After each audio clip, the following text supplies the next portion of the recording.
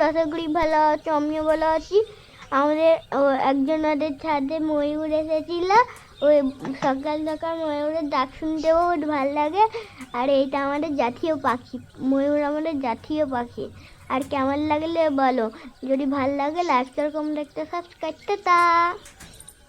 তোমরা ভিডিওটা স্কিপ না করে দেখতে থাকো, এখানে প্রচুর ময়ূর আছে। টাটা।